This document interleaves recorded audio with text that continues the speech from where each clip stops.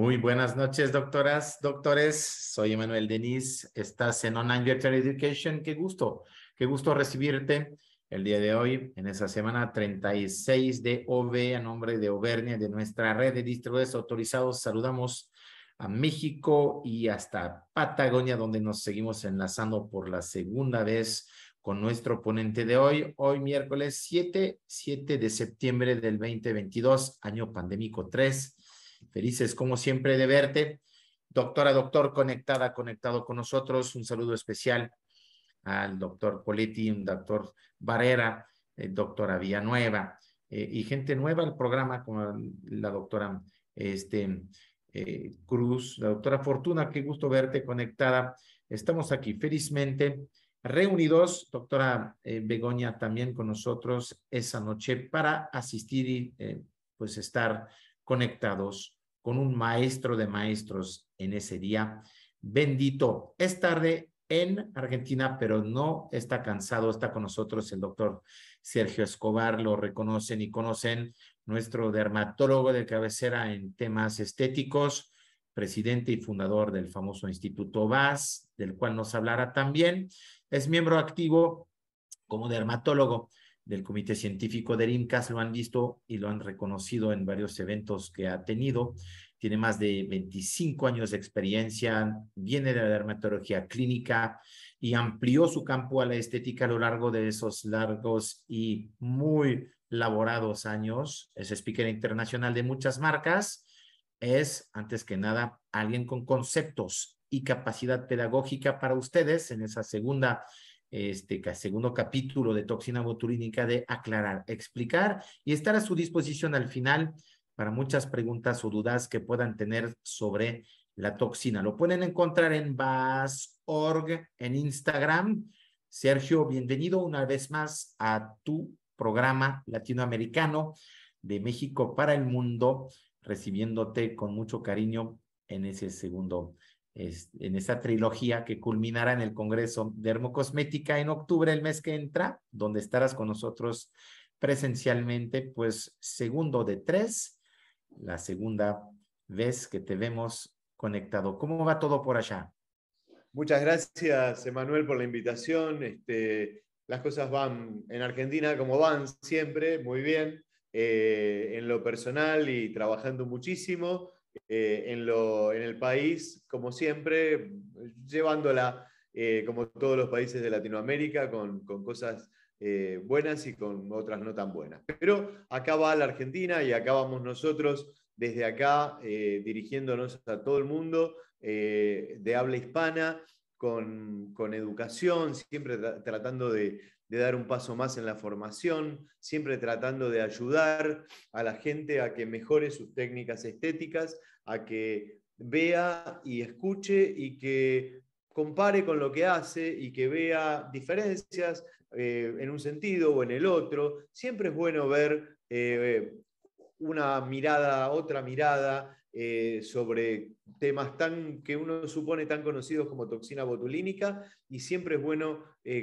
digamos, hacer el challenge con lo que uno hace en su propia práctica y decir, mira, este punto me sirve, esta técnica me sirve, esta nueva toxina me sirve, la voy a probar, voy a empezar mi curva de aprendizaje acá. Bueno, todo este escenario básicamente es una cosa en el cual nosotros trabajamos mucho en la educación en estética médica, con nuestra plataforma, el VAS.org, desde Instagram, con todos los cursos, con nuestros eventos, y siempre es un gusto, siempre es un placer compartir con los médicos. Ayer estuve en un evento de ginecólogos, en un evento que juntó como 15.000 ginecólogos en toda Latinoamérica, hablando de la piel y mujer. Bueno, hoy me toca hablar de toxina, cosa que hace tantísimos años estamos, y yo le quiero comentar a la gente que Emanuel fue uno de los primeros visionarios cuando éramos todos mucho más jóvenes, teníamos mucho más cabello. Emanuel vino y dio unas charlas sobre el marketing médico en épocas en que era tabú hablar del marketing médico y el futuro de la estética en el mundo, y no se equivocó. Y acá estamos cada vez más, con cada vez más gente queriendo aprender, con cada vez más pacientes demandando el servicio estético. Y bueno, y la verdad que hay que reconocer, y cada vez que lo veo a Manuel en algún congreso acá o allá en el mundo, no dejo de decírselo y de agradecerle su mirada y esto de abrir la cabeza a un nuevo mundo que ya no es más el mundo por venir, sino que es el mundo que estamos habitando en la estética, que estamos trabajando y que es nuestra vida profesional de alguna manera, ¿no es cierto? Muchísimas gracias, Sergio, por ese gran halago, pero antes que nada, reconocer la trayectoria que has tenido y sin más esperar, te cedo la palabra recordando que también para Argentina la semana pasada fue mágica porque una vez más venció en rugby a un gran enemigo del hemisferio sur. Después la historia cuenta que hubo una revancha, pero siempre es bueno saber que Argentina en alto por su medicina, pero también por su deporte rugbístico inspirado de los europeos. Así que adelante, maestro, te escuchamos para ese Bueno, capítulo 2, patrocinado muchas por gracias. Meditox, nuestra toxina botulínica por Auvernia. Gracias. Muchas gracias. Bueno, como decíamos, es un gusto, así que vamos a empezar a hablar de la toxina. Tenemos bastante tiempo y es muy lindo poder hablar desde la historia de la toxina. Hace un tiempo, en este último INCAS, en junio, tuve la suerte de compartir un evento donde estaba la doctora Janka Ruthers, y les dijo a la gente, nos dijo a los que estábamos ahí escuchando, yo no les voy a contar la historia, yo soy parte de la historia. Ella lo dijo por la relevancia, obviamente, de su posición y de su descubrimiento del efecto estético de la toxina. Pero yo también digo que soy parte de la historia, más que nada por el paso del tiempo, ¿no? Habiendo sido de los primeros en usar toxina en uso estético en Argentina y en gran parte del Cono Sur, y de los primeros en hiperhidrosis, uno tiene tantos años que no por falsa creerse algo, sino por los años que tiene, puede hablar de la toxina ampliamente. Recordemos brevemente la historia del botulismo, ¿no? Del botulismo en las primeras, probablemente en las guerras napoleónicas, ahí hay los primeros identificaciones de esta enfermedad. Justinius Kerner es el primero que identifica. Y el nombre de botulus viene de esta típica salchicha alemana que se contaminaba con la bacteria, y entonces cuando aparecía este Clostridium anaeróbico generaba la enfermedad. ¿Y de qué se moría la gente de botulismo? ¿De qué se sigue muriendo la gente que hoy, por fortuna muy poca, se enferma? Se morían de parálisis muscular. Durante la Segunda Guerra Mundial se identifica la toxina, se la purifica y se piensa que la toxina puede ser un arma biológica. Ya desde ese tiempo se dice, este es un veneno terriblemente potente. Pero fue un gran oftalmólogo, el doctor Alan Scott. La doctora Janka Ruthers mostró una foto de Alan Scott en sus últimos días. El doctor Scott ya falleció desde California, que dijo, si este es un veneno paralizante, ¿por qué no paralizamos de alguna manera los músculos que están desbalanceados en el estrabismo? Y comenzó primero en monos y después pasó a humanos en utilizarlo, y fue uno de los primeros en utilizar y en abrir la puerta de la toxina a los neurólogos. Los neurólogos fueron los segundos que empezaron a utilizar la toxina. En esa época la avobotulina toxin, llamada Oculinum, de un pequeño laboratorio norteamericano, así dice la historia, y los neurólogos empezaron a utilizarla en el gis de la Tourette y en algunas otras enfermedades. Estos fueron los descubridores, y especialmente Janka Ruthers, oculoplástica, que contó la historia de la paciente que ella estaba tratando por blefaroespasmo, y la paciente le dice, doctora, ¿no me va a poner en el entrecejo?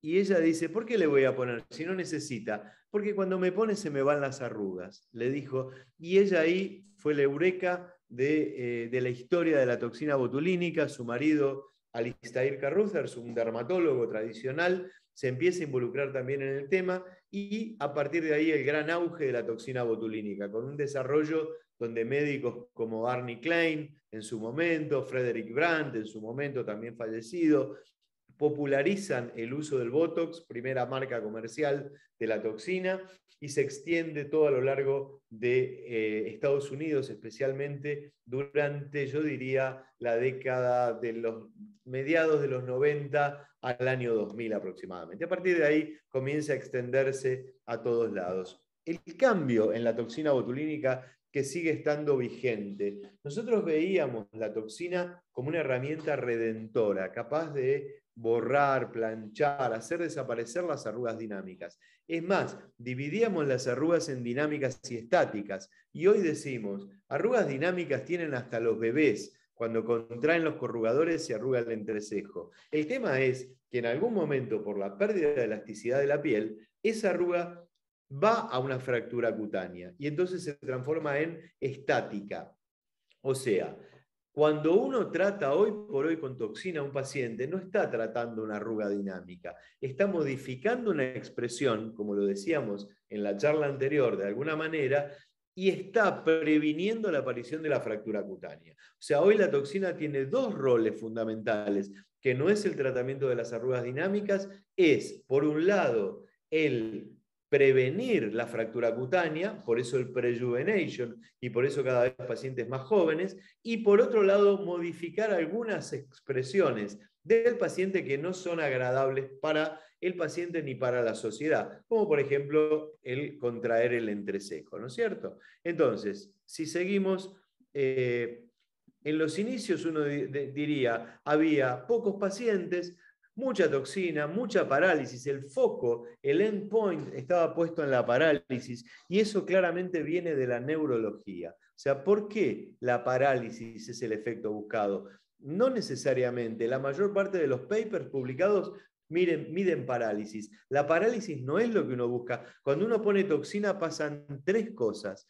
Hay parálisis en las zonas de máxima concentración, hay paresia o debilitamiento en las zonas de menor concentración y hay una hipertonía compensatoria en las zonas donde la toxina no llegó o en los músculos antagonistas. Al principio decíamos, la hipertonía es del antagonista, no solamente del antagonista. Hoy sabemos que la hipertonía también acontece en el mismo músculo donde la toxina no llegó. Trazábamos líneas, puntos, parámetros rígidos, resultados exagerados. El síndrome del señor Spock para los de mi generación que veían Viaje a las Estrellas, el síndrome de Jack Nicholson o de Cruella de Vil, con las cejas terriblemente disparadas por el bloqueo central. Y estos eran nuestros pacientes de aquella época. Y estaban contentos, y nosotros también. Bueno, las cosas cambiaron. Aparecían algunas complicaciones, después vamos a hablar de complicaciones, y los conceptos fueron cambiando. Entonces, hoy por hoy, uno diría, los efectos iniciales eran muy intensos, con algunos excesos, con mucha duración, parálisis, aparecen las toxinas de 500 unidades, el Dysport, y aparece una doctora, realmente una innovadora, una doctora para reconocer, que ahora no está muy presente en los eventos, pero que fue durante gran parte del comienzo del siglo XXI y fines del XX, que es la doctora Dori Hexel, que empezó a hablar de naturalidad y empezó a realizar estudios clínicos y a traducir en papers lo que la gente buscaba. Y entonces lo que la gente buscaba era un efecto natural, no era un efecto de cejas levantadas, de exceso de parálisis, sino básicamente de naturalidad. Y claramente la toxina se posicionó en glabela, en reshaping de la ceja, en frontal y en orbicular. Esto es lo más importante. Posteriormente aparece también el tercio inferior y cuando aparece el tercio inferior aparece la aplicación, por ejemplo, en el depresor del ángulo de la boca, aparece la aplicación en el mentalis, aunque el paciente no se dé cuenta, nosotros nos damos cuenta, aparece la aplicación en el Nefertiti Joe o en la definición del contorno mandibular, colaborando, y aparecen algunas otras aplicaciones como las peribucales con luces y sombras. Claramente, si hablamos de toxina botulínica, tercio superior es mucho más relevante que el tercio inferior. Entonces, se puede aplicar en tercio inferior, pero su rol es más que nada complementario. Sí tiene una buena eficacia en el cuello, en las bandas platismales, no tanto en en absoluto en las arrugas horizontales. Bueno, algunos de los papers que publicamos con el doctor Benjamín Ayer, con el cual estamos trabajando juntos desde hace mucho tiempo, en un montón de proyectos, en el AATC, que son las clases de él, en el VAS, etcétera, etcétera. Acá tenemos algunos ejemplos de los puntos en cuello, en escote, algunos pacientes de aquellos tiempos que posteriormente fueron logrando más naturalidad con un efecto realmente mucho más buscado, mucho más, digamos, estético de alguna manera, tratando de mantener las cejas en un nivel, en un perfil razonablemente atractivo, adecuado, y ustedes ven que el impacto estético de la toxina botulínica es tan grande, tan importante en el cambio de la mirada, que por algo sigue siendo la indicación número uno claramente en estética médica, ¿no? Más allá de otros procedimientos. Y empezaron a llegar los hombres, y los hombres con algunas características diferenciales. Por ejemplo, en el hombre claramente no había que levantar la cola de la ceja, había que tratar de planchar lo mejor posible los surcos, sin generar un cambio, una feminización. Después voy a hablar un poquito de un evento que tenemos a fin de año, que es el VAS Patagonia, donde todavía hay 10 vacantes en San Martín de los Andes, que básicamente vamos a hablar mucho y hacer ejercicios sobre toxinas, sobre fillers, sobre bioestimuladores, y vamos a hablar mucho sobre ejemplos de hombre y mujer y las diferencias. Esto que nosotros lo veíamos y no sabíamos bien, te la tomábamos como una arruga más, hoy por hoy, ya lo dije la otra vez, lo vuelvo a repetir, desde Sebastián Cotofana, esto se llama línea de convergencia, y el frontal se contrae de la línea de convergencia para arriba, llevando la línea hacia arriba, de la línea de convergencia para abajo, llevando las cejas hacia arriba. Por lo tanto, esta es la línea que hay que respetar, la línea de convergencia, y tratar de inyectar sobre ella o por arriba de ella, y raramente, excepcionalmente y con mucho cuidado, inyectar por abajo. Entonces, la estética masculina que cambia, que se transforma, que de todos modos nunca vamos a erradicar totalmente una línea con profundidad, siempre hay que darle tiempo, y las cosas van cambiando un poco, ¿no es cierto? Entonces ahí tienen la magnitud del efecto de la toxina botulínica. Realmente es una cosa que, bueno, que impresionó. Pero los tiempos van cambiando, y con el cambio de los tiempos uno diría, hoy por hoy, la principal diferencia es ver qué pasa con las aplicaciones repetidas, porque todos ustedes tienen pacientes a los cuales les han aplicado toxina los últimos 10 o 15 años. Entonces, ¿qué pasa luego de años de aplicar toxina botulínica? ¿Hay pérdida del efecto? ¿Hay anticuerpos? Bueno, la mayor parte de los estudios dicen que los anticuerpos en el uso estético no son significativos. Y yo presenté en algún momento, hace ya unos cuantos años, en una MWC, un póster de unas gemelas que estuve atendiendo, de unas hermanas gemelas. Una estuve atendiendo en la Argentina, la otra vivía en Miami y nunca se había puesto toxina. Y cuando ven las fotos comparativas, esta es la presentación de aquel entonces, cuando ven las fotos comparativas de estas gemelas, acá hay unas gemelas muy famosas en la Argentina, una célebre conductora, gemelas de la misma edad, con los mismos genes, y fíjense lo que es cuidarse o no cuidarse, ¿no? La otra falleció lamentablemente hace poco tiempo, pero mis gemelas eran así. Esta era la que nunca se había tratado, miren la frente, esta es la que se trataba regularmente. Entonces, miren el efecto preventivo de la toxina en dos mujeres muy parecidas genéticamente, en una quizás un poquito sobretratada. Convengamos que yo no le operé la nariz no me gusta de mi paciente, pero sí claramente me gusta la frente, me gusta la falta de surcos que tiene a nivel frontal, mientras que su hermana gemela está plagada de surcos. Ahí ven el efecto en el largo plazo. Y entonces ahí la tienen expresándose la diferencia de la toxina con toxina y sin toxina. O sea, el paso del tiempo juega a favor y no en contra. Y acá tenemos una paciente que me gusta mostrar, que vino por primera vez en el 2001 y vuelve después en el 2012, 2001, 2012, vienen las diferencias. Hicimos en algún momento un protocolo de qué pasaba con nuestros pacientes. Y lo que veíamos, no importa tanto esto, lo que importa es que con el paso del tiempo se utiliza menos dosis, porque hoy lo sabemos que hay atrofia muscular. Entonces, la toxina cursa con atrofia muscular de los corrugadores, especialmente, también del frontal. La atrofia muscular del frontal no necesariamente es muy buena estéticamente, porque se adhiere el frontal a el hueso frontal por debajo, baja el grosor del músculo y hay cierta esqueletización del frontal. Entonces, y por otro lado, a veces también los senos venosos se empujan, cinchan hacia adelante y se hacen más visibles. Entonces, cuidado, porque hay atrofia muscular, lo que sé. Y es lógico, porque si uno genera una desnervación farmacológica, que es lo que hace la toxina, ¿cómo no va a haber atrofia muscular? Indudablemente, los corrugadores, que son el músculo que más uniones neuromusculares tiene por unidad de superficie, mucho más, pero tiene como 1000 veces más que el cuádriceps, por ejemplo, sufre mucho la atrofia y los corrugadores, cuando uno utiliza toxina crónicamente, sufren atrofia. Entonces, algunas observaciones sobre el largo plazo. Los efectos duran más, el efecto glabellar es el más notable, le sigue el frontal, muy poco el orbicular.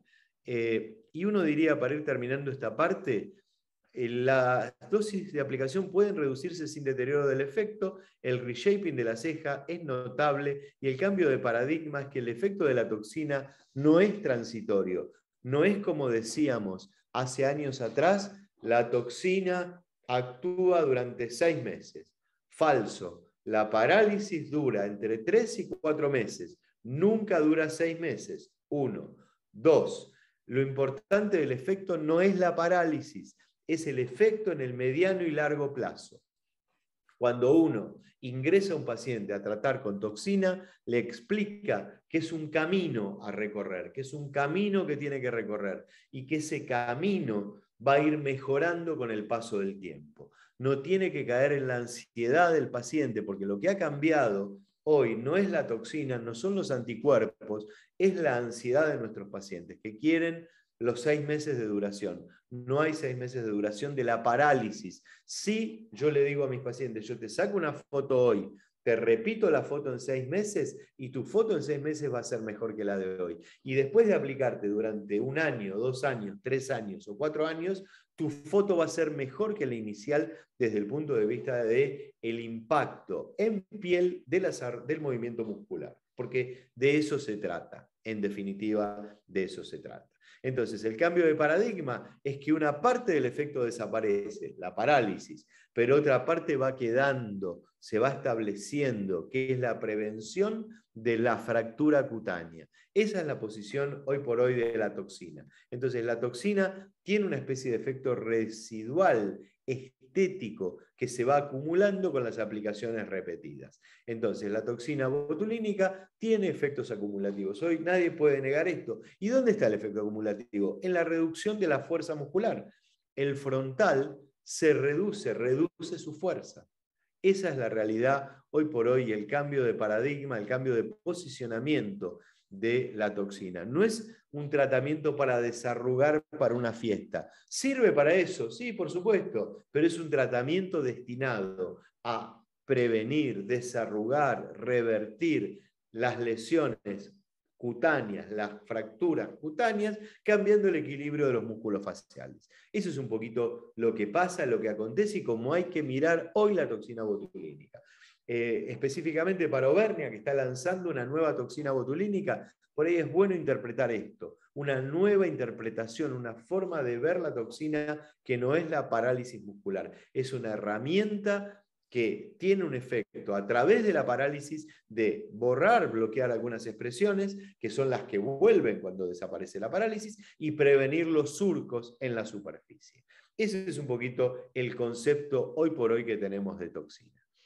Y permítame, después de hacer un pequeño break, ir a otro tema súper interesante, que es la anatomía. Siempre que hablamos de toxina, hablamos de la anatomía. Es muy difícil es muy difícil. Ya sé que la Coca-Cola no es buena, pero a esta hora de la noche, si no, es difícil mantenerse a 2:20 hablando y metiéndonos en la anatomía. Miren qué lindo esto. Acá tienen una disección cadavérica que hicimos en una universidad en Buenos Aires, donde tenemos el corrugador. Yo me tomé el trabajo de dibujar el corrugador y de poner qué es lo que pasa cuando bloqueamos el corrugador en su cabeza o cuando bloqueamos el corrugador en su cola. Supongamos que usamos 10 unidades en la cabeza y 5 unidades en la cola. Supongamos, si hablamos de unidades Spaywood, si hablamos de unidades internacionales como tiene Meditox, como tiene Botox, como tiene Xeomin, como tiene BTXA, como tienen todas las toxinas del mundo, hablamos de 5 unidades y 2.5. 5 en el main point, 2.5 en el colateral. Y entonces, ¿qué es lo que pasa? Esto es lo que pasa. Hay parálisis, donde se concentra máximamente, debilitamiento, parálisis, debilitamiento en la periferia y hipertonía compensatoria. Este gráfico de lo que le pasa al orbicular es fundamental, porque este gráfico nos sirve para entender por qué aparecen unas arrugas que no estaban antes cuando tratamos al paciente. En la cola de la ceja, perdón, ahí voy de nuevo, aparecen esas arrugas en la cola de la ceja verticales con un movimiento de la cola, porque el paciente tiene un corrugador largo y no lo bloqueamos totalmente. Uno de los ejercicios que vamos a hacer en el VAS Patagonia, en el retiro, que es el VAS Patagonia, básicamente es eso, tipos de glabela, cómo ponemos toxina en los distintos tipos de glabela, cuáles son los puntos, cómo se aplica. Bueno, esta es la explicación, la base anatómica de lo que pasa. Parálisis, paresia, pero hipertonía distal. Cuidado con los tipos de glabela, ¿no? El trabajo famoso de esta mujer, no me acuerdo, el segundo autor es el doctor Vanegas, la Trinidad de Almeida. Trinidad de Almeida es la primera autora sobre tipos de glabela. Cotofana publicó algo también recientemente sobre tipos de glabela. Hace necesario leer que hay distintas formas de glabela y que uno suele modificar un poco la dosis y los puntos de acuerdo al tipo de glabela con que nos vamos encontrando. Pero el concepto que yo les quería traer acá era básicamente este concepto de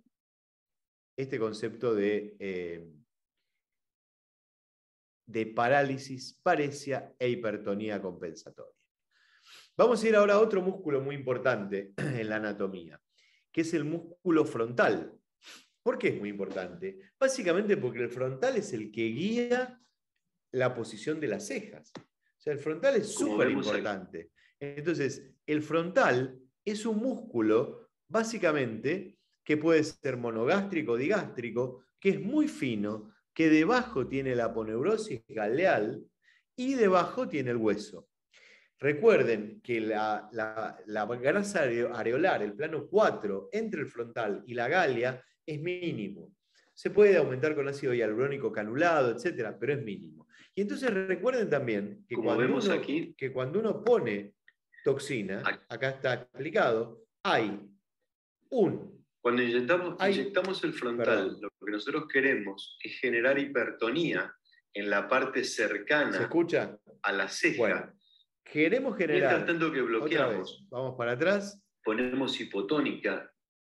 Queremos generar hipertonía en la parte que está en blanco y los puntos de inyección. Lo que observamos aquí es que los puntos de inyección, ahí generamos hipertonía, por eso nunca inyectar un través de dedo por abajo o por arriba, perdón, de la ceja, nunca inyectar por debajo de la línea de convergencia, y a partir de ahí tenemos entonces los puntos. Tenemos los puntos con parálisis, con debilitamiento y con hipertonía compensatoria en todo esto blanco. Por eso inyectar el frontal levanta las cejas, porque hay una hipertonía compensatoria de la parte baja. Si mis puntos son centrales, la hipertonía va a ser lateral y las cejas se van a ir para arriba.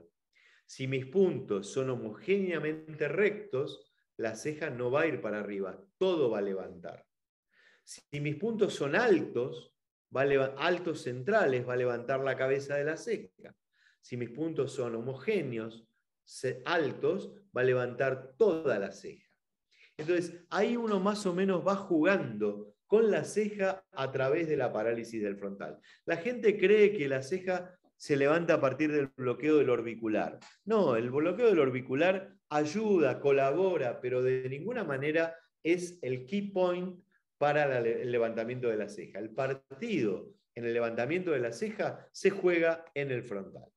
Vamos ahora a otra parte que también es muy relevante. Ya vimos la glabela, ya vimos el frontal. Veamos ahora el orbicular y después vamos a ir a los otros. El orbicular es muy importante porque el orbicular, acá lo tienen, como un músculo muy fino,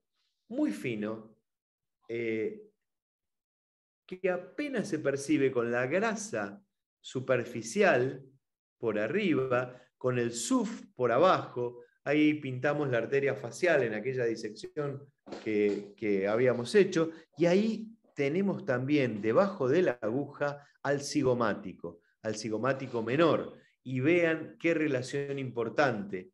Siempre decimos que hay que tomar un margen de seguridad entre la órbita y la aplicación de toxina, o entre el canto del ojo y la aplicación de toxina. Los más conservadores dicen alejémonos un través de dedo de la órbita, del borde de la órbita, otros dicen alejémonos un través de dedo del canto ocular. La verdad es que hoy el bloqueo del orbicular cada vez es más leve.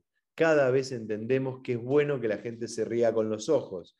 Desde Duchenne, el anatomista, el fisiólogo francés, que le ponía electricidad a las caras para ver qué músculos se movían, entendimos que la realidad es que la sonrisa ocular le da verosimilitud a la sonrisa, y que una sonrisa solamente bucal no va a ser suficiente para transmitir credibilidad de esa sonrisa. Entonces, por eso es muy importante el componente ocular, y por eso no lo bloqueamos como lo bloqueábamos antes. Pero hay una cosa más para decir. Hay varias cosas más. Fíjense ahí los fat pads, eso no me interesa tanto. Fíjense los puntos de inyección. Ahí están los puntos de inyección. Uno a la altura cantal, parálisis, paresia. Y otro, supongamos que demasiado bajo. Si el punto inferior es demasiado bajo, va a pasar lo que ahora vamos a ver. Si el punto inferior es demasiado interno, va a haber un agravamiento de las bolsas palpebrales. Por eso, este punto inferior hoy es de menos de 2 unidades. 2 unidades, 1 unidad y media, no más que eso. Porque si voy muy bajo y muy intenso, porque las arrugas siguen por acá, las arrugas siguen por esta zona, entonces me puede pasar esto. Me puede pasar que el cigomático menor, el mayor es más grande y viene por acá, que se ancla en el modiolo, va a ser bloqueado porque le llega toxina desde... Vamos a avanzar. Le llega toxina desde el punto más inferior. Y si le llega toxina desde el punto más inferior, entonces lo que va a pasar con este músculo es esto. Se va a debilitar acá, cosa que no nos importa mucho, pero se va a poner hipertónico acá. Y si se pone hipertónico acá, la consecuencia realmente es una consecuencia de una risa, de una sonrisa muy antinatural. Nosotros decimos que remeda un personaje famoso del famosísimo Chavo del Ocho, tan querido acá en Argentina también, que es Kiko. Una sonrisa de tipo Kiko. ¿Por qué? Porque los cachetes se van a ir para adelante, las mejillas se van a ir para adelante y para adentro por la hipertonía compensatoria del cigomático. Por eso, cuidado con los puntos bajos en el orbicular. O sea, es un punto que se debe tener en cuenta y que no se debe inyectar con gran agresividad, ni con gran volumen, ni apuntando para abajo, ni poniendo una dosis alta. Si la mujer tiene arrugas a este nivel, se hace otra cosa. Se busca otra técnica, pero la toxina no va a ser la mejor forma de tratar ese... Bueno, ahí lo teníamos aquí, que nos estaba esperando para mostrarnos qué es lo que pasa cuando justamente uno se excede con el tratamiento acá, ¿no? Es una graficación de lo que pasaría. Bueno, y vamos a seguir con otras zonas. Nasal, ahí tienen, en nasal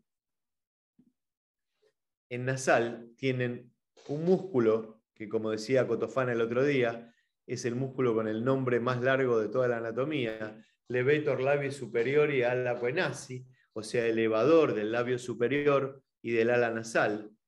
Y acá tienen el transverso nasal.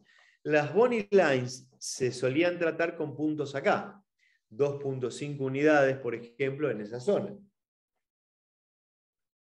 Y hay una tendencia, a partir de un trabajo coreano publicado hace unos años atrás, a tratar con un punto acá, en el cuerpo del transverso, que no siempre es cuerpo. A veces el transverso tiene aponeurosis acá en el medio de la nariz.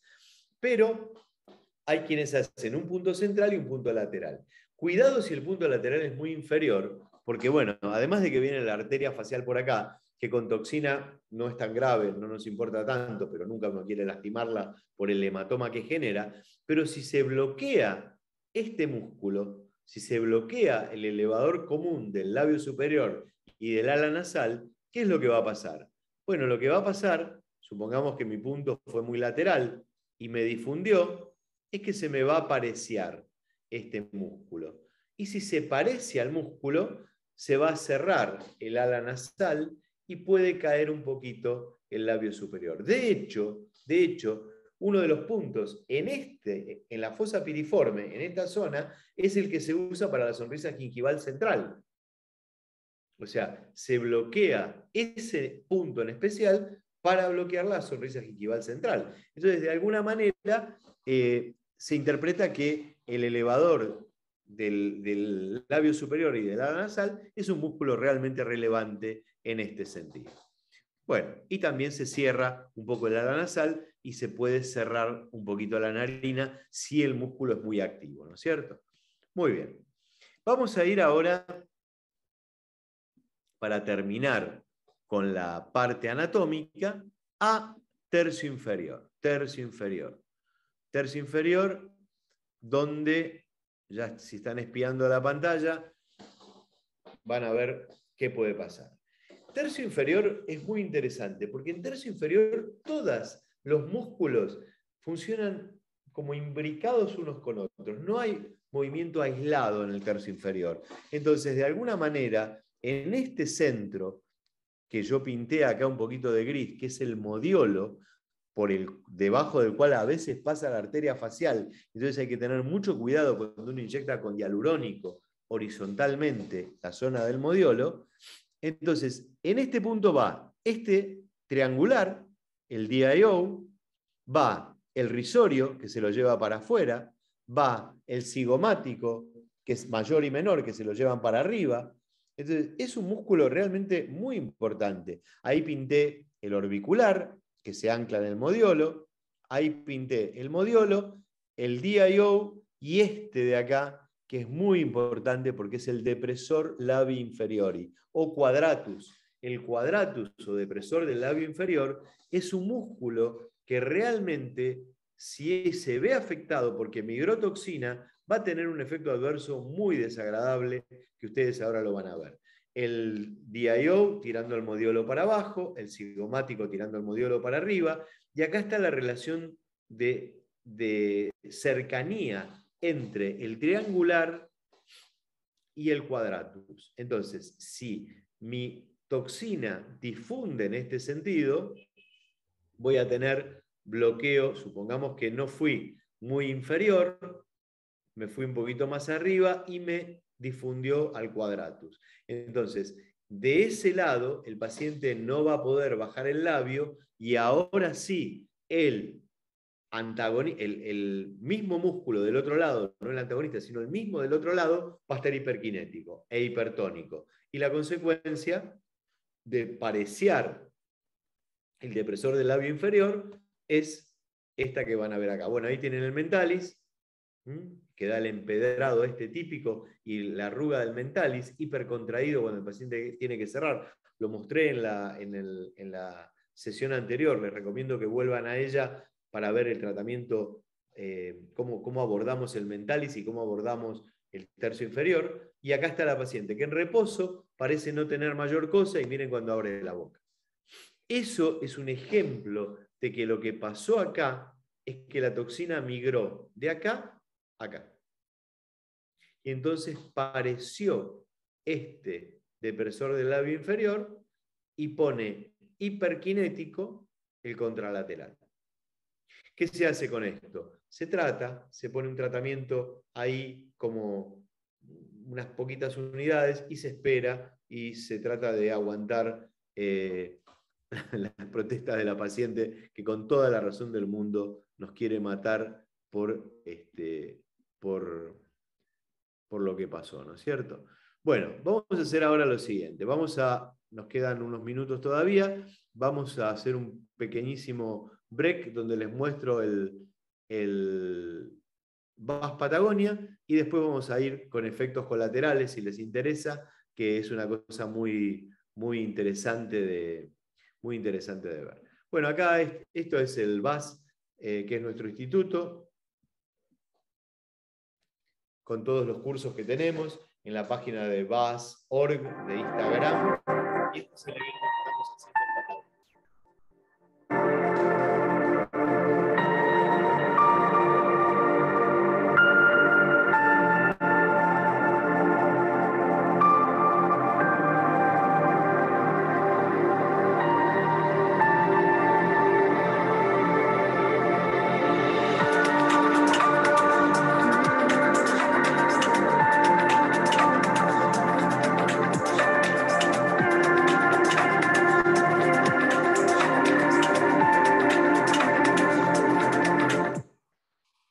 Muy bien.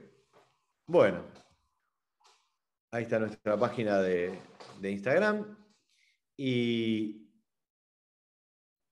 toda la información ahí pueden tener, y además hay tips que publicamos periódicamente con cosas que sirven para los médicos de todos los días. Y vamos a ir ahora a un tema que siempre es urticante y que siempre es interesante usar los últimos minutos en hablar de efectos colaterales de toxina botulínica.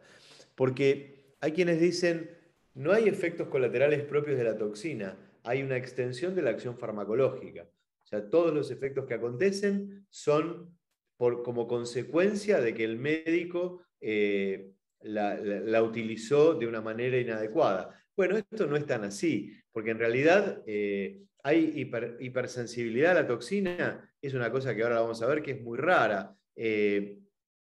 Idiosincráticos hay muy poco, extensión de la acción farmacológica sí es lo que puede pasar. Entonces, hipersensibilidad a la toxina, la dosis de toxina es tan baja que no hay descripta. Hay un solo caso de shock anafiláctico en un médico que la había diluido con lidocaína, con lo cual se adjudica la lidocaína.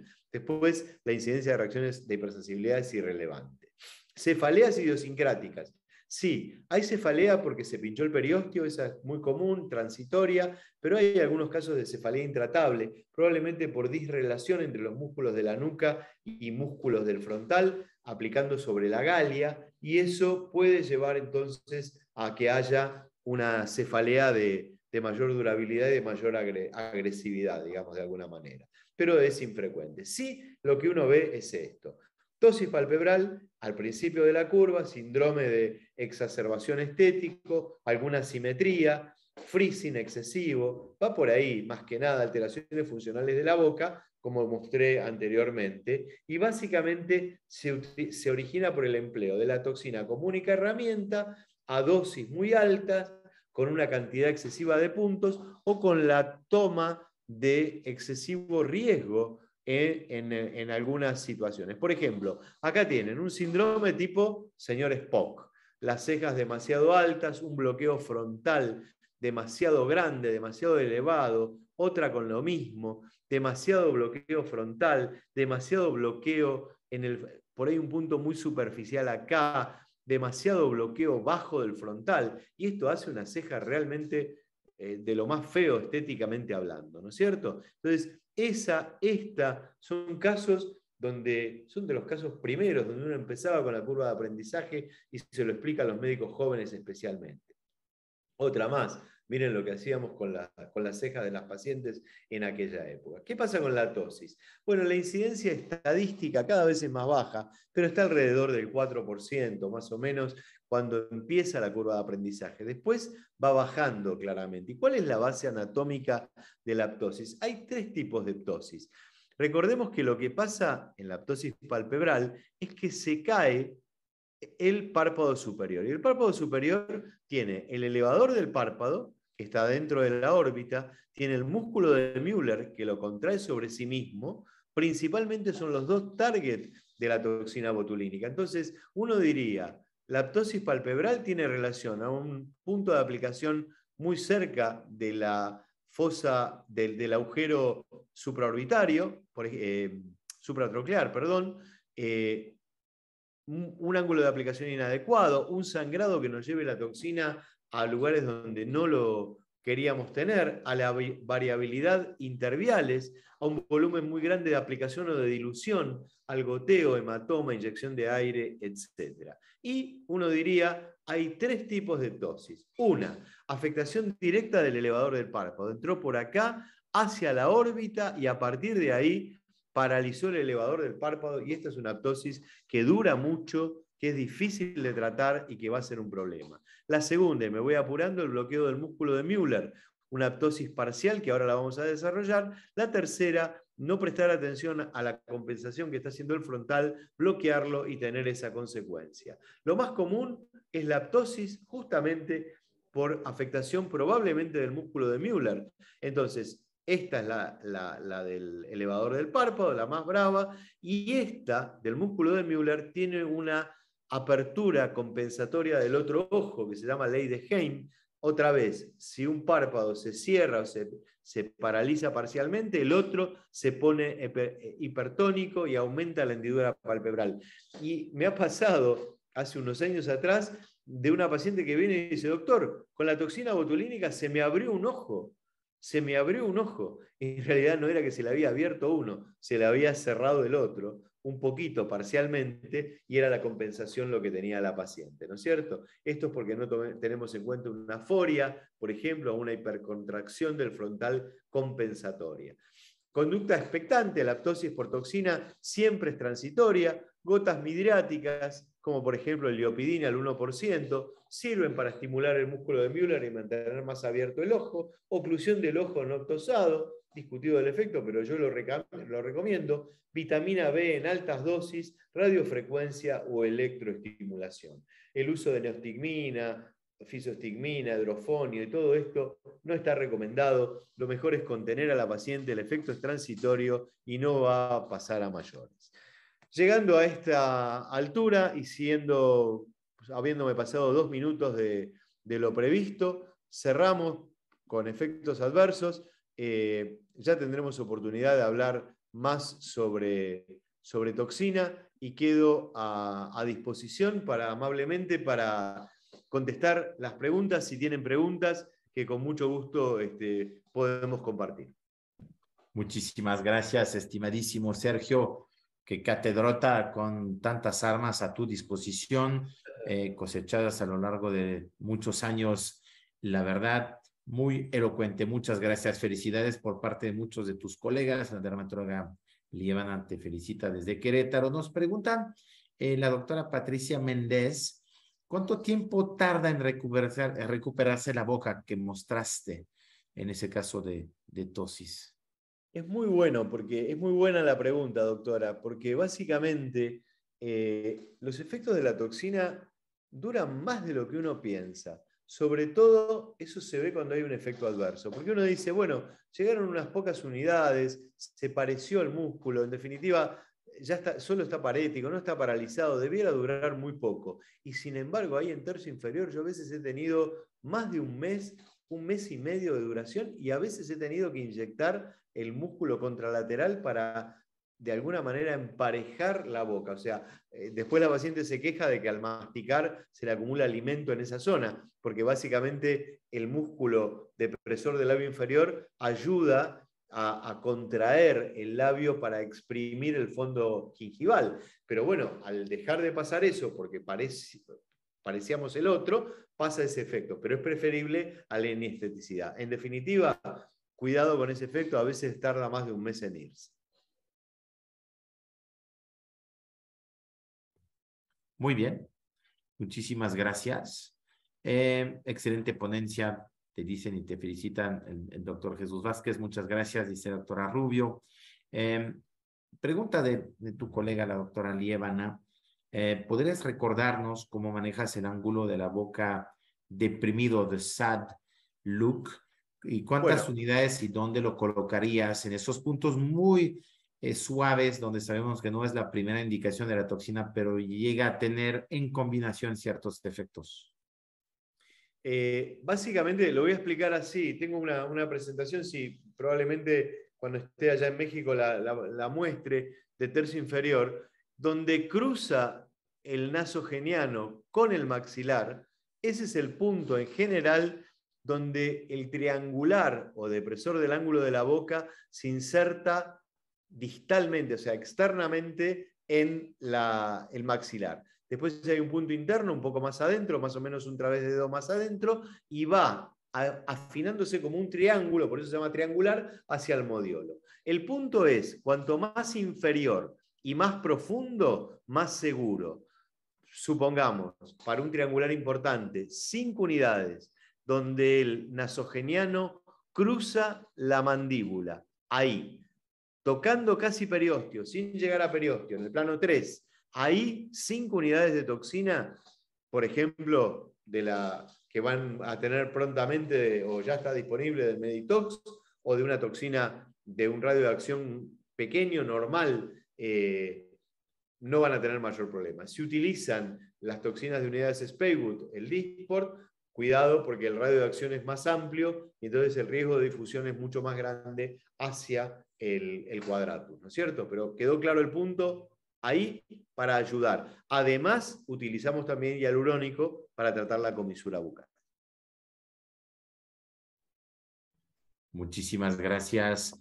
Excelente ponencia.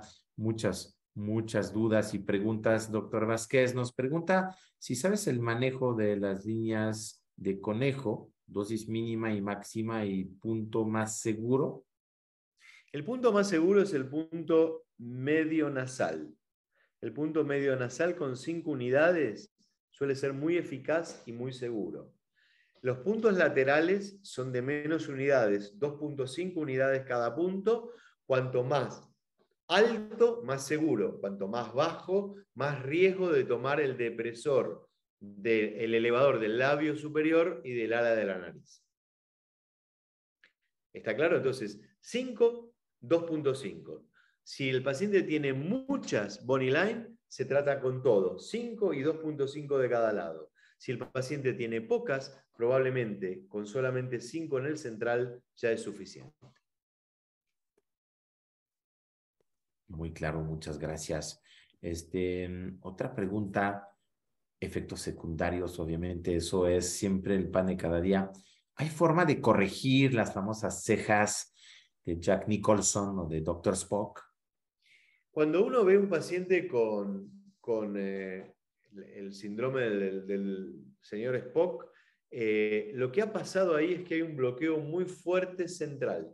Entonces, es fácil, aproximadamente 2 traveses de dedo, poniendo 2.5 unidades de la línea de fusión temporofrontal para afuera. Ahí, en ese punto, 2.5 unidades suelen ser muy eficaces para bloquear esa elevación excesiva de las cejas. Siempre yo le digo a los médicos jóvenes, es más fácil bajar una ceja elevada que elevar una ceja que quedó baja. Entonces, si me quedó la ceja elevada, solamente con unos puntitos ya está. Ahora, la arruga que acontece pegada a la ceja a veces esa es muy difícil de tratar con toxina, porque tratar esa arruga con toxina implica bajar la cola de la ceja. Entonces ahí el ácido hialurónico es una alternativa razonable, en un hialurónico de un G' muy bajo, puesto en una pequeña cantidad en esa zona, es una alternativa muy atractiva para manejar ese tipo de situación. Muy bien, la doctora Rubio nos pregunta si puedes y recomiendas microdosis, esas famosas microtoxina en Bunny Lines. ¿Es una opción para ti? Se está usando mucho microtoxina, una amiga mía que va a estar también, entiendo, en el congreso del doctor Javier Ruiz, que es la doctora Alejandra Bugalo. Ella está usando microdosis, pero especialmente por su efecto cutáneo, en rosácea, en cuperosis, en distintos cuadros en hiperseborrea, en distintos cuadros cutáneos. La microdosis a nivel muscular tiene un problema que es la microduración. Entonces, si bien hay un efecto, claramente la microdosis permite mayor dispersión de la toxina en superficie, la llegada a las unidades neuromusculares bloqueadas son muy pocas, y entonces como son muy pocas, la verdad es que lo que termina pasando es que el efecto dura muy poco. Entonces el paciente recupera la movilidad nasal antes de recuperar la movilidad frontal o la movilidad orbicular y termina riéndose con la nariz de esta manera, de una forma muy poco satisfactoria, ¿no? Eso es un poquito el corolario. O sea, yo no recomendaría microdosis para el tratamiento de las Bunny Lines.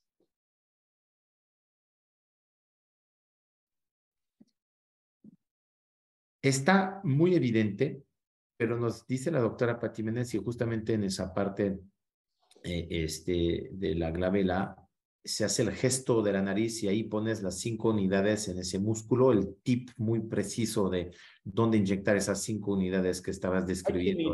Hay que mirar, no es el punto del procerus, es el punto del transverso nasal. La nariz se arruga básicamente con la contracción del transverso que tracciona la piel de la zona hacia el centro de la nariz. Entonces hay una arruga propia del dorso nasal, propia, hay que mirarlo al paciente. Hay una arruga que es propia del dorso nasal y hay 2 líneas que son las líneas de conejo. Entonces las Bunny Lines, pero hay una arruga propia de la nariz. Si lo que predomina es la arruga propia de la nariz, el punto va ahí, es anatómico, hay que ir y buscarlo. Donde está la arruga, ahí es donde va el punto. Si lo que predominan es las Bunny Lines y la nariz no se contrae mucho, es que ese transverso nasal tiene en el centro principalmente tejido aponeurótico y sus 2 ramas laterales. El transverso nasal está plantado en la nariz y atrae la piel de alrededor hacia sí. Ahora, puede tener cuerpo o puede ser digástrico, si se quiere, como el frontal, que el frontal puede ser digástrico y tener aponeurosis en el centro. Bueno, el transverso nasal también puede ser microdigástrico, o sea, tener aponeurosis en el centro y tener 2 cuerpos musculares laterales. Entonces ahí predomina la inyección lateral. Si no, si se arruga la nariz en sí misma, quiere decir que hay masa muscular ahí y ahí es bueno tratar el dorso nasal. Mi experiencia, muchas veces los 3 puntos. 5, 2.5 y 2.5 si el paciente tiene arrugas antes de tratarlo, o sea, al momento que llega a la consulta. Si no tiene arrugas, le pongo solamente 2.5 preventivo, porque si bloqueo el orbicular y el frontal, me va a terminar moviendo la nariz. Acuérdense que las arrugas se corren de lugar. Eso es lo que pasa, se mueven de lugar. Entonces, al moverse de lugar, si uno no se anticipa, el paciente va a venir con el efecto colateral, con el bloqueo en esa zona. Excelente. Hablando de diluciones en toxinas de 100 unidades, hay una pregunta que nos dice, ¿tú manejas qué dilución y cuál es la que sugieres a tus colegas? La dilución es lo que más cómodo le resulta al médico.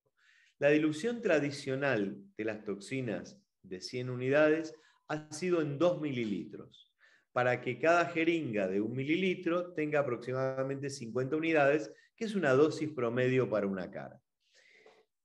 Después surgieron indicaciones más sofisticadas de toxina y entonces apareció la dilución de 1 mililitro.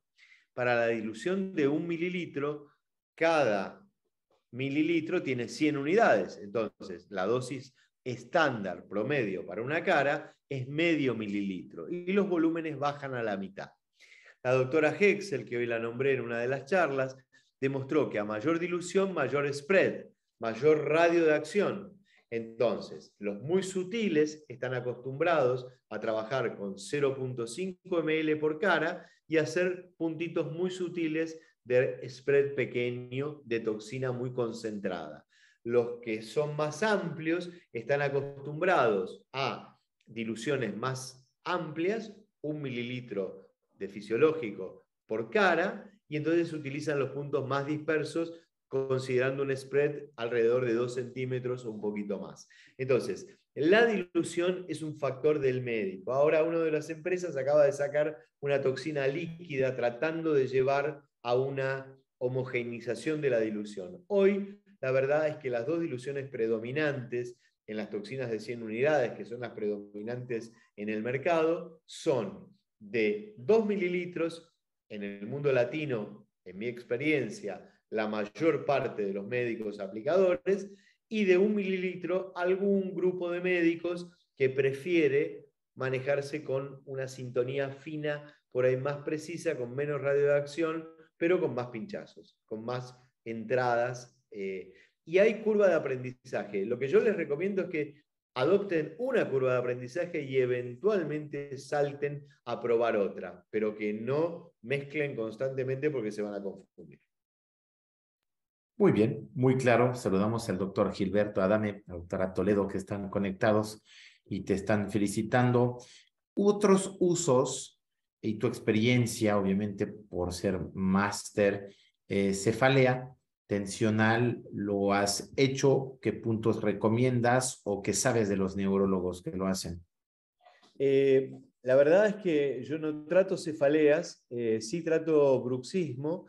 Es la única indicación extra estética donde me he adentrado. Sí tengo neurólogos amigos y el tratamiento de la cefalea implica primero un buen diagnóstico del equilibrio entre el frontal y los músculos occipitales, porque básicamente lo que hay es una discoordinación que termina presionando la galia occipital, la galia craneana, perdón, y la cefalea. Entonces, hay que bloquear el frontal, pero hay que bloquear el occipital y algunas inserciones del esternocleidomastoideo, con lo cual yo prefiero esos músculos grandes del cuello, no me he metido, se lo dejo a mis amigos neurólogos y no abarco las cefaleas realmente. Muy bien. Ahora, hablando de hipersudoración, sabemos la hipersudoración, hiperhidrosis axilar, palmar, pero cuando hay una hiperhidrosis o hipersudoración en la cara, por ejemplo, en la fosa, la parte nasal, nos pregunta la doctora Jessica, ¿lo utilizas, lo recomiendas y qué dosis y qué puntos harías? Bueno, doctora Jessica, ahí hay una buena alternativa que es como dijeron hoy, la microdosis. Lo que se llama la mesotoxina.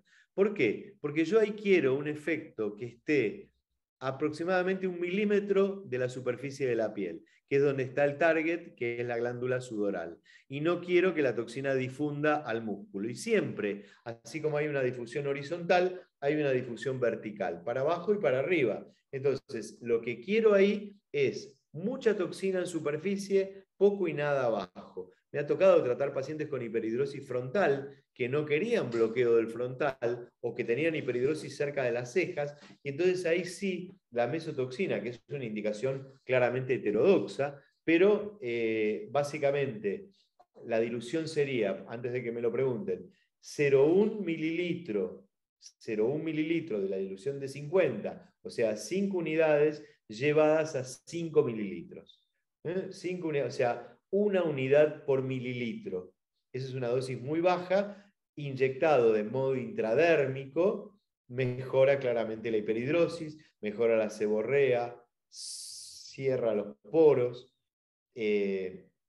mejora la rosácea y mejora el componente eritematoso. Todo eso mejora, ya está recontraaprobado. Hay un montón de estudios también andando con distintas marcas de toxina para demostrar que tal o cual también mejora, pero sépanlo que la utilización de toxina diluida mejora la piel. O sea, hay target para toxina en la piel más allá del músculo, claramente. Y justamente terminando con la última pregunta, hay muchas más, pero las haremos offline para no atiborrar tu tiempo y tu agenda, ya siendo muy tarde en Argentina, después de un día muy lleno y muy ajetreado en bruxismo.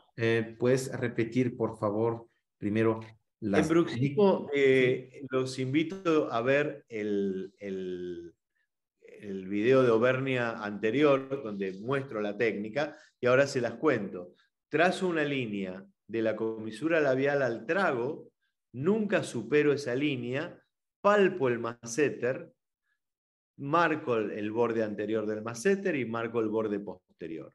Ahí hago 3 puntos de aproximadamente, depende de la magnitud. Una cosa es el masseter de un jugador de rugby, de la primera línea del rugby, que son jugadores grandotes con caras gordas, con músculos muy importantes, y otra cosa de una señorita veinteañera con músculos muy delgados. Pero acuérdense que el masseter tiene al menos 2 fascículos, hay un tercero que fue descubierto recientemente, salió hasta en los diarios, pero tiene 2 fascículos, uno profundo y uno superficial, entonces la dosis debe ser una aplicación profunda, aproximadamente, supongamos que una dosis promedio de 10 unidades por punto, 30 unidades en total, y si quieren hacerlo más fácil, 25 y 25 para equiparar a una cara como una dosis de entrada, van a entrar, aplicar en la capa interna del músculo, en la capa profunda del músculo y posteriormente salir y aplicar en la capa superficial.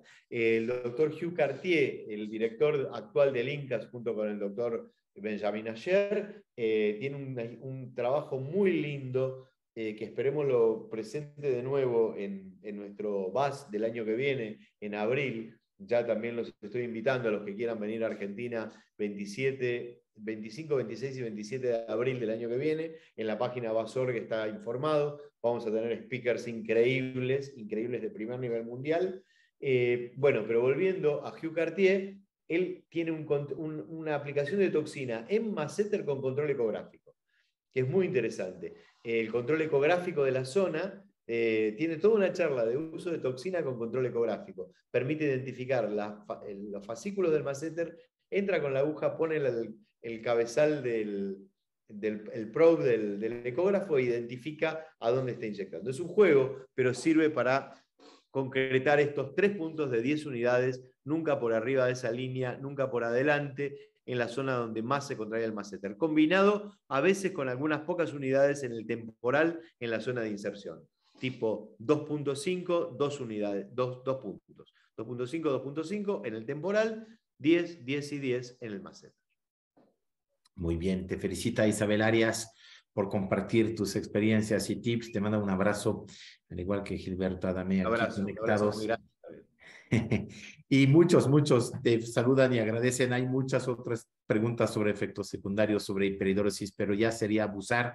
Queremos remitirles al webinar anterior e invitarlos al Congreso de Dermocosmética y a todas las pláticas al Congreso BAS de Patagonia y al Congreso BAS de Argentina y a todas las charlas y las aplicaciones que se pueden buscar y adquirir en la gran enciclopedia que BAS ha creado.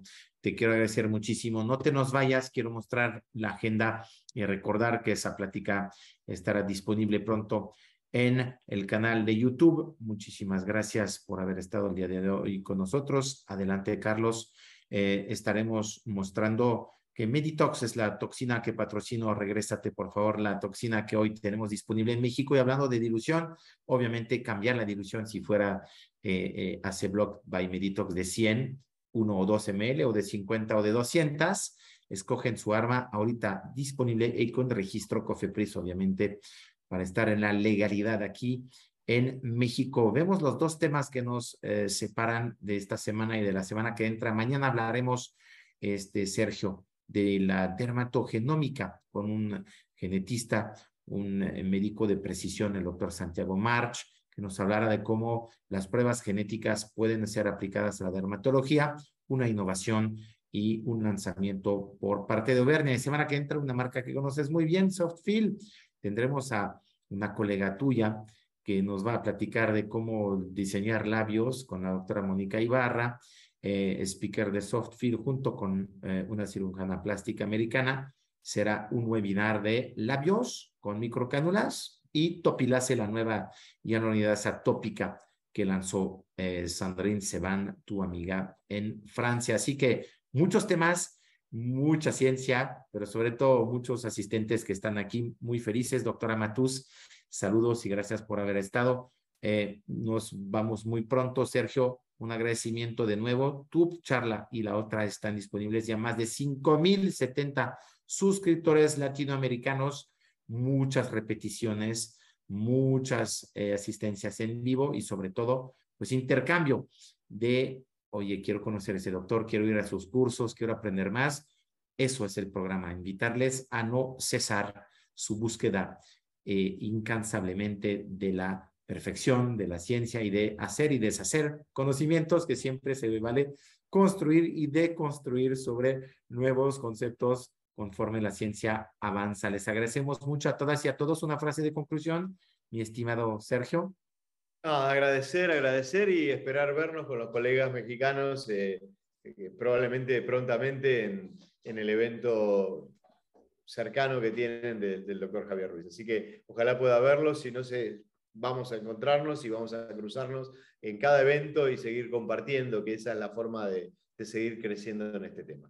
Muchísimas gracias, Emanuel, un gran abrazo y bueno, y felicitaciones por la introducción de esta toxina. Yo te conté, he tenido la oportunidad de probarla, es una toxina del mejor nivel, con un alto nivel de eficacia y bueno, espero que las cosas vayan muy bien con Meditox en México también. Muy bien, pues doctora Lagunas, con muchísimo gusto la contactamos ahorita para mandarle toda la información para los cursos VAS. Le mandaremos la información directamente a los organizadores desde Argentina, el señor Tomás, que se encarga de todo eso. Muchísimas gracias, saludos hasta la Patagonia, saludos a la bella Argentina y sobre todo un abrazo a ti, mi gran amigo, un buen descanso, un descanso del guerrero con sus agujas, del guerrero con sus conceptos, el guerrero con su sabiduría cada día más, menos pelo, pero más sabiduría. Menos pelo, pero bueno, pero ahí estamos, la llevamos. Buenas noches, hasta luego. Chao, chao. Gracias a todas y a todos, doctores. Gracias a Carlos, a Auvernia y a su red de editores autorizados y sobre todo a ti, doctor, por ser fiel a ese programa. Muy buenas noches, que descansen. Hasta luego. Bye bye. Chao, chao.